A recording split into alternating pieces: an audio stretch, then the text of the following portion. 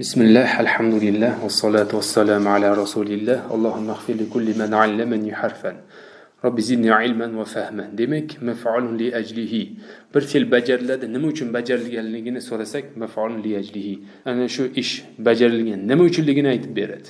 Agar sendan limaza tadrusul qawaida nima uchun qoidalarni o'rganasan deb so'ralsa sen javobingda li anna chunki deysan. Mana shunday degan so'zni ishlatishing kerak bo'ladi. Sen aytasan: "Adrusul qawaida li anni arghabu fi itqani al-lughati al-arabiyya." Qoidalarni o'rganaman, chunki men arab tilini mukammal o'rganishni xohlayman deysan. Sen bu savolga li anna kalimasini ishlatmasdan boshqa yo'l bilan ham javob berishing mumkin edi.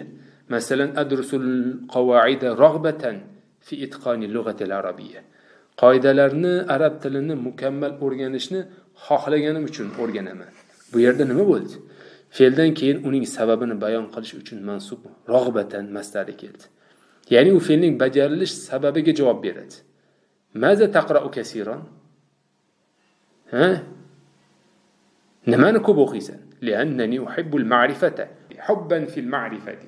Bilishni yaxshi ko'rganim uchun. Ya'ni masdar bilan keltiramiz. Masalan, mabdal qiroatda keladi-ku, qomat talamizatu ta'ziman deb keladi. Fe'lning bajarilish sababini bildirib kelgan mansub masdar al-maf'ul li ajlihi yoki al-maf'ul lahu deb ataladi. Boshqa misollar: kasirun minan nas, insonlarning ko'pi yatrukuna biladahum, shaharlarni tark etishadi. Nima uchun? Talaban lil ilmi, ilmni talab qilishlik uchun. Ishtaroytu li zawjati hadiyatan raghbatan fi is'adiha. Ayolim uchun hadiyani sotib oldim. Nima uchun? Uni baxtiyor etishni xohlashlik uchun, rag'bat uchun. Mana hal ustazu tullabahu jawaiza tashji'an lahum. Ustoz tullabahu talabalariga mukofotlarni berdi. Nima uchun? Ularni shijoatlantirishlik uchun. Va hokazo. Yatrukul mu'minul ma'asiya khawfan min Alloh. Mo'min gunoh ma'siyatlarni tark etadi. Bu tark etishligi nima uchun?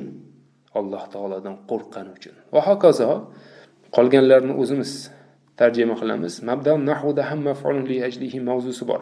Shuni ham ko'rib borishimiz kerak. Mabda'un nahv kitobini ham o'qib borsak shunda bir-birini to'ldiradi. Birinchi ustundagi jumlalarni ikkinchi ustundagi mansub maf'ulun li ajlihi bilan oxiriga yetkazing. Masalan, imtasala al-ibnu li amri abihi taqdiran li juhudihim. Tazawwajtu hazihi al-fatata hazaran min sharrihim. Xullas o'zimiz topar ekanmiz bu yerda. Masalan, yatasaddaqul muhsinu, ihson qiluvchi sadaqa qiladi. Amalan fi savabillah, Alloh taolaning savobini orzu umid qilishlik uchun o'zimiz topar ekanmiz. Ibta'attu an asdiqa'is su'i, yomon do'stlardan uzoqlashdim. Nima uchun? Hazaron min sharrihim, ularning yomonligidan ogoh bo'lishlik uchun. Quyidagi keladigan jumlalarga mos mansub maf'ul li ajlihni qo'ying. Rahmatan takrihan.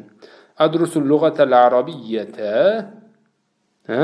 raghbatan fi fahmi al-Qur'an. Qur'onni tushunishlikni rag'bat qilib. Darabal abu ibnahu, ota o'g'lini urdi. Nima uchun?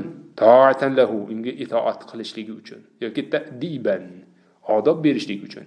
Afaftu anin nasi fi afillah, Allohning kechirimida insonlarni kechirdim. Allohning kechirimini roja'an umid qilib. Va hokazo o'zimiz qo'yamiz o'rtaga. Qur'ondan dalillar keltiradilar. Keyingi dars musanna ikkilikka ergashadigan lafzlar ekan. Bunga dars shundan iborat ekan. Vallohu a'lamu bis-sawab.